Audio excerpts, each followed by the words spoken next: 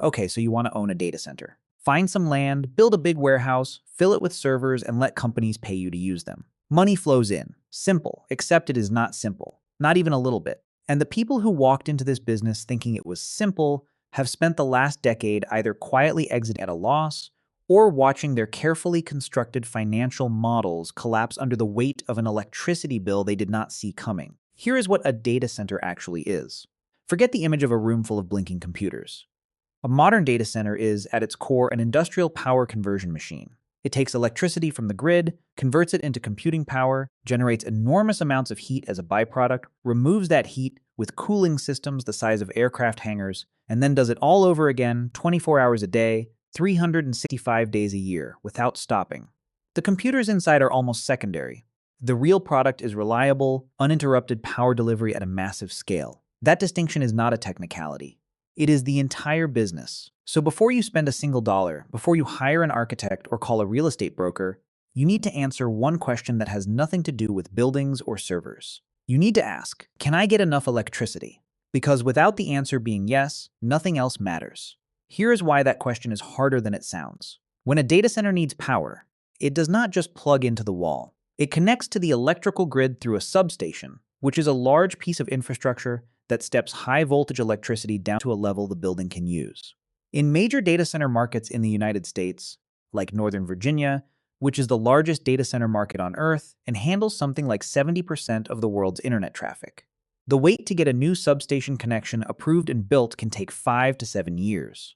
Not 5 to 7 months, 5 to 7 years. Because the transmission lines that carry power across the region are already under enormous strain from all the data centers that came before you. So the most valuable thing in the data center business right now is not a building.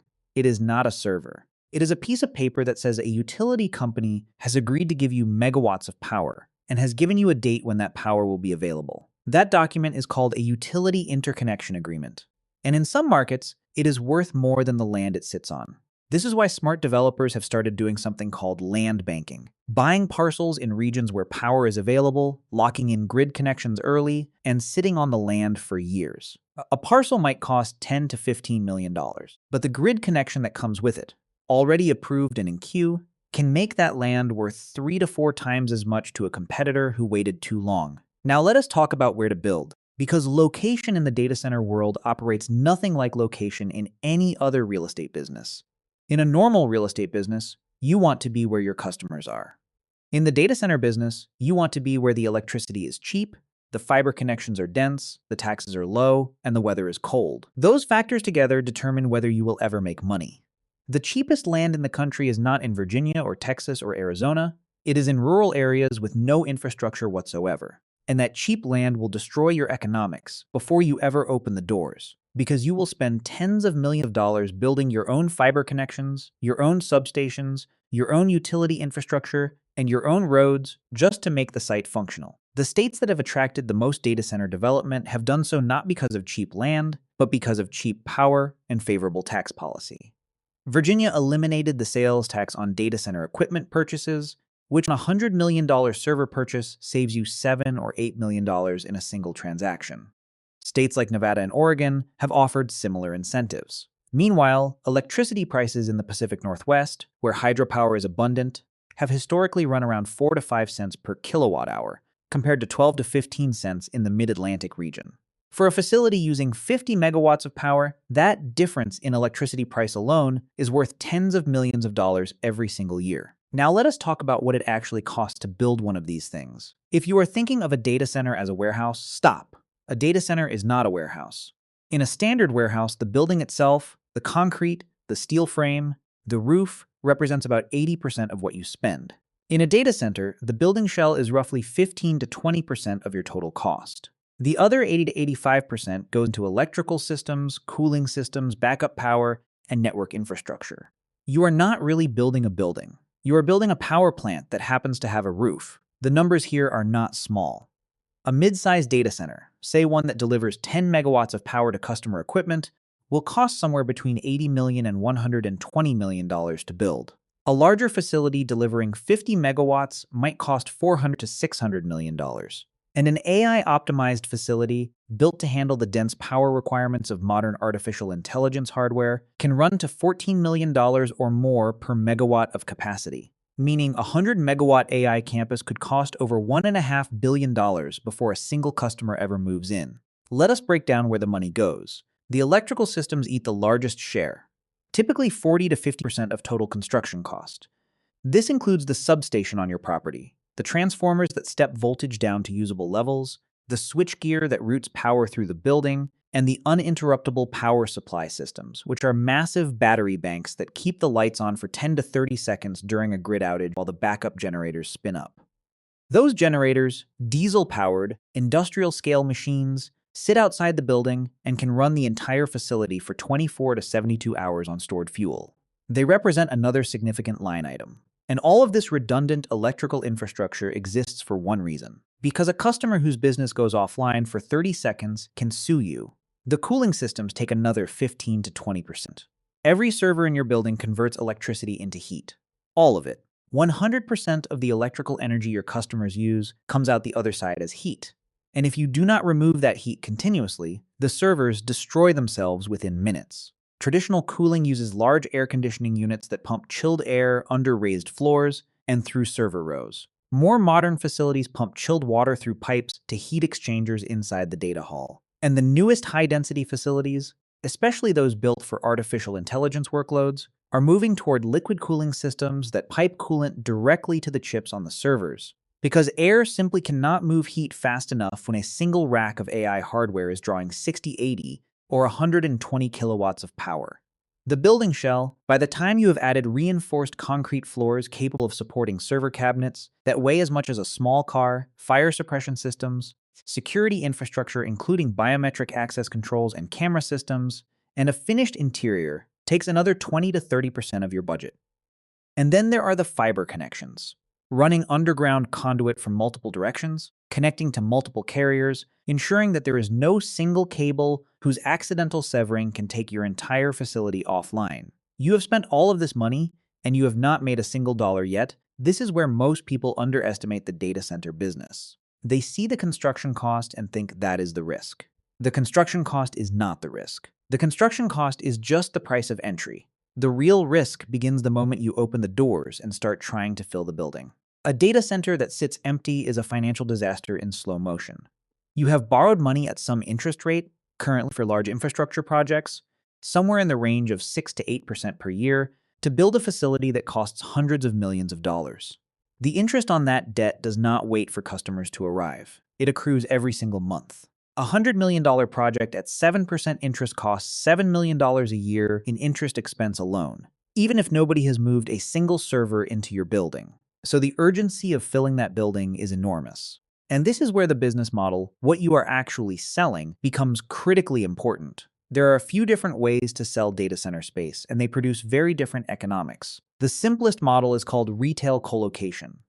A small business, say an accounting firm or a regional bank, does not want to run its own server room.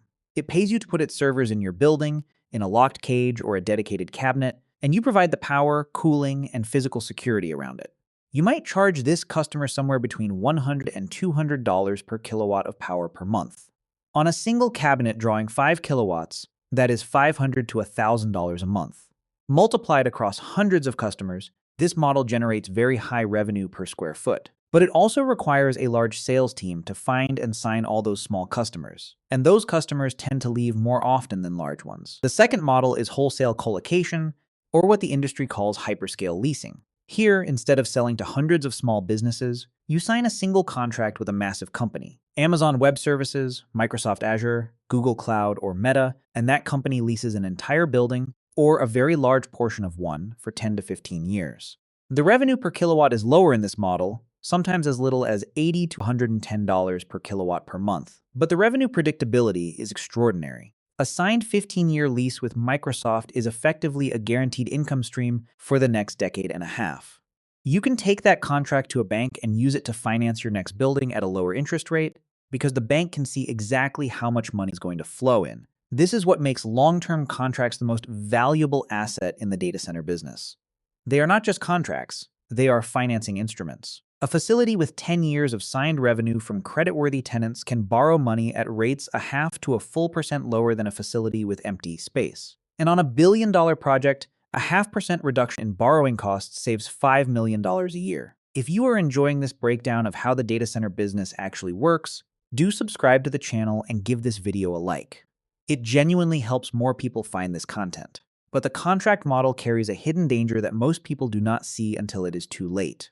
That danger is called customer concentration. If you build a 50 megawatt facility and sign a single contract with one cloud provider for the entire building, your financial statements look spectacular. 100% occupancy, predictable revenue, low operating costs, clean, but you are also building a business that depends entirely on one customer not leaving. And when that contract expires in 10 or 15 years, or if the customer decides not to renew, you are suddenly left with a purpose-built facility that was designed around that customer's specific requirements, sitting empty, still accumulating interest charges and maintenance costs, with no revenue coming in at all. The history of commercial real estate is full of this scenario. A large tenant signs a long lease, the developer builds around them, and 15 years later the tenant leaves and the building becomes a problem. In the data center world, it is more extreme, because the facility has been optimized for a specific power density, a specific cooling configuration, a specific network layout. Repurposing it for a different use is expensive.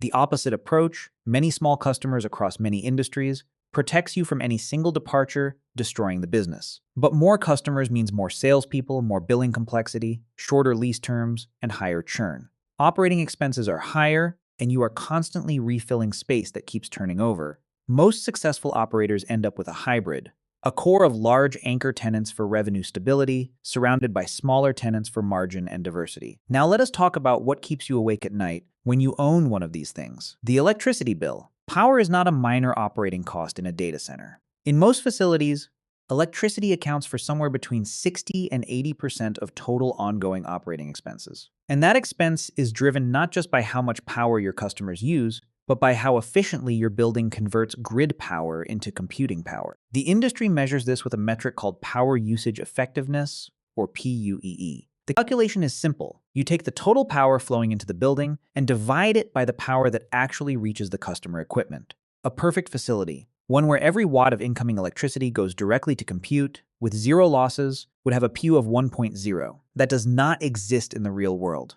What exists is the range between roughly 1.15, which represents an extremely efficient modern hyperscale facility, and 2.0 or higher, which represents an old, inefficient legacy building, where for every watt of computing power delivered, another watt is consumed by cooling systems, conversion losses, and lighting. Why does that matter in dollars? Consider a facility consuming 50 megawatts of total power at an electricity rate of 7 cents per kilowatt hour. At a PUE of 1.5, it is consuming roughly 17 additional megawatts beyond what the customer's equipment actually needs, just in overhead. At 7 cents per kilowatt hour, that overhead costs approximately $10.5 million per year.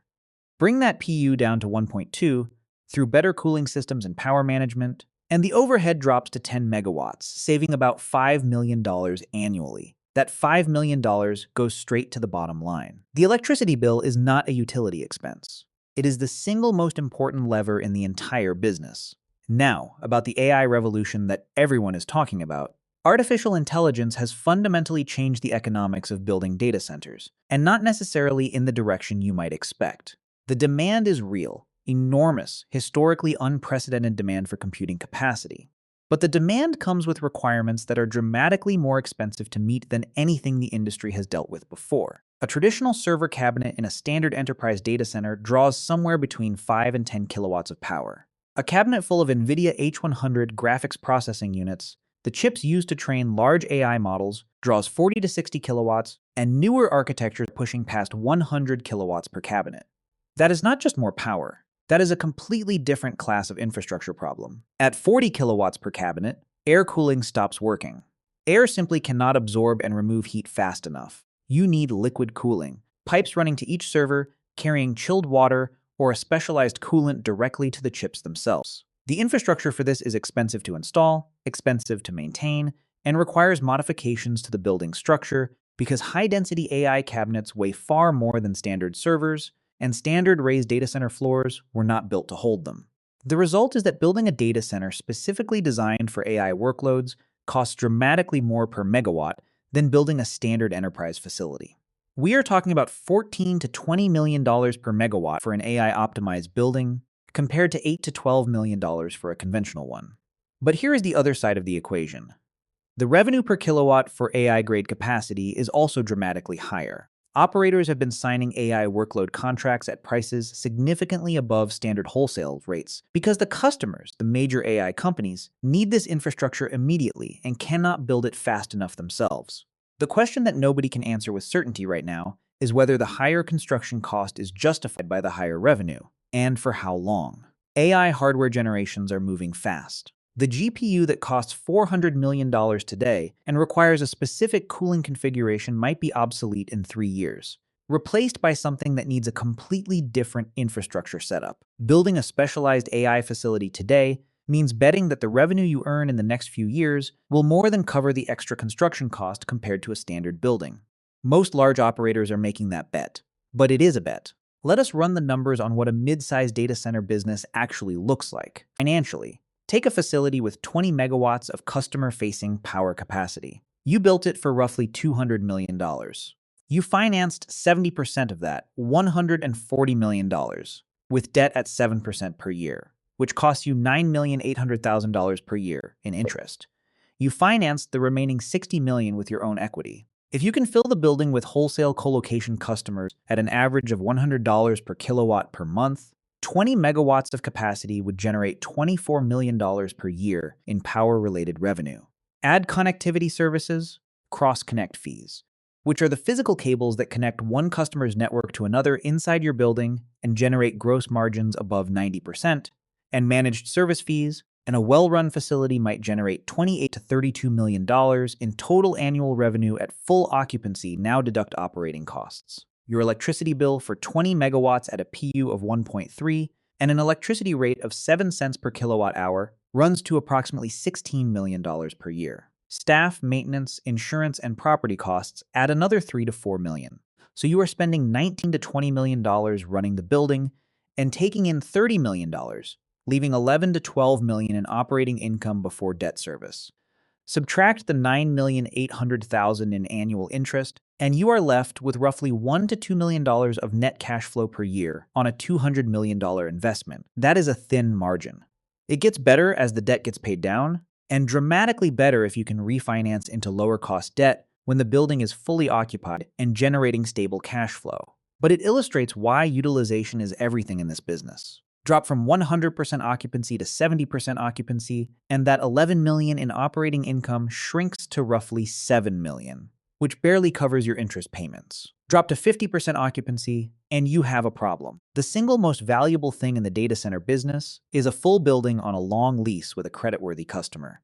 Everything else, the power efficiency, the cooling technology, the tier classification, the fiber diversity, exists in service of that one goal. Speaking of reliability, the data center industry has a formal rating system developed by a research organization called the Uptime Institute.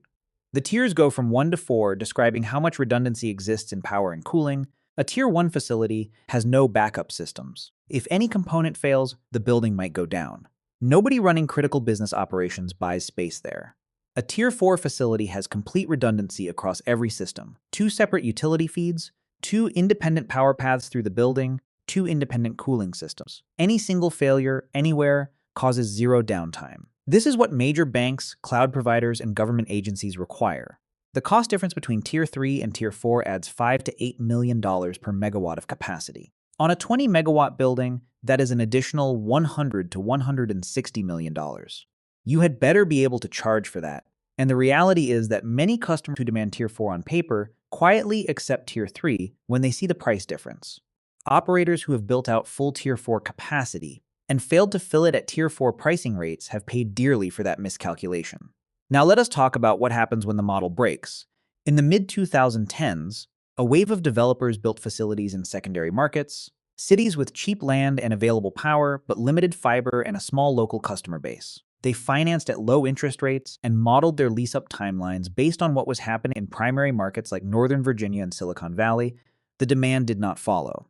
Buildings sat at 40 or 50% occupancy for years. When rates rose, debt costs climbed while revenue stayed flat. Some facilities were sold at significant discounts to construction cost. Some were foreclosed on. A few sat partially empty for nearly a decade. The lesson is not that data centers are bad investments. The lesson is that a data center is a capital-intensive, illiquid asset with enormous fixed costs. If any link breaks, tenants arrive slower than modeled, power costs rise, interest rates climb, competing supply hits the market at the same moment you are trying to lease up.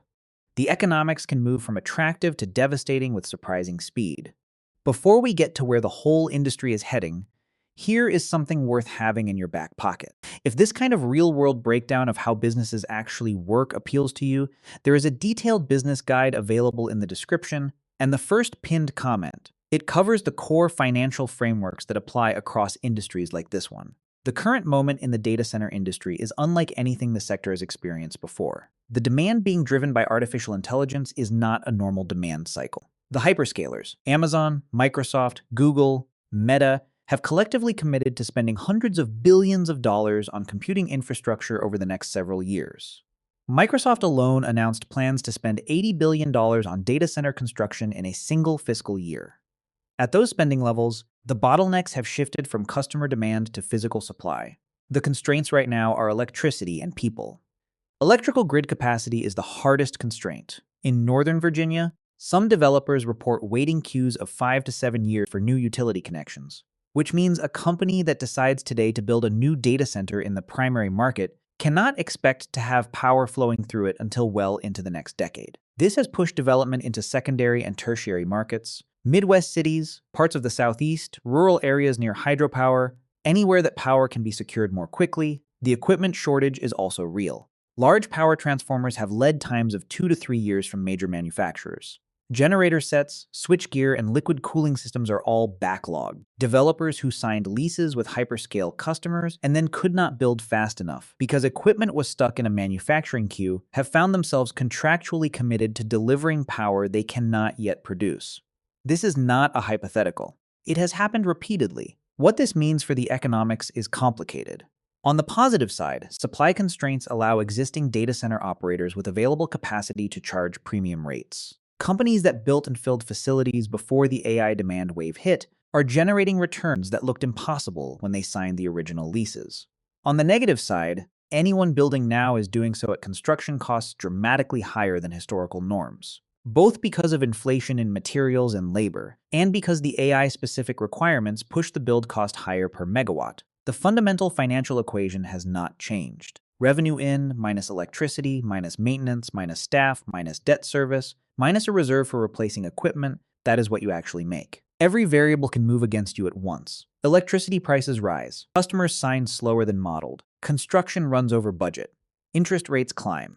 The equipment you spent years paying off becomes obsolete before it is fully depreciated. None of these individually destroys a well-run business. All of them together is how a data center goes from looking like a gold mine to becoming a problem that gets sold at a loss. The people who win in this business consistently are not the ones who built the biggest buildings. They are the ones who understood that the building is just the container, and that the real business is securing power that others cannot access, building reliability that customers cannot do without, signing contracts that lock in revenue before the ink on the building permits is dry, and then using those contracts to finance the next building at a lower cost than their competitors. It is a business about controlling scarce infrastructure. The scarcest thing in the entire digital economy right now is not computing hardware. The hardware can be bought if you can afford it. The scarcest thing is reliable electricity, delivered at scale, with a commitment from a utility that it will be there tomorrow and the day after that for the next 20 years. As artificial intelligence continues consuming more power than any previous computing era, and the projections suggest that AI data centers could consume somewhere between 8 and 21% of total US electricity by 2030, according to analysis from Goldman Sachs. The data center operator who secured their grid connection agreements 5 years ago is sitting on something more valuable than they may have understood when they signed the paperwork. That is the real business. Not servers, not buildings, not fiber cables, megawatts. And who controls the megawatts in the era of artificial intelligence may turn out to be one of the most consequential economic questions of the decade. If you found this video valuable, please like it and subscribe to the channel if you have not already. It takes a few seconds and it means a great deal. Thanks for watching.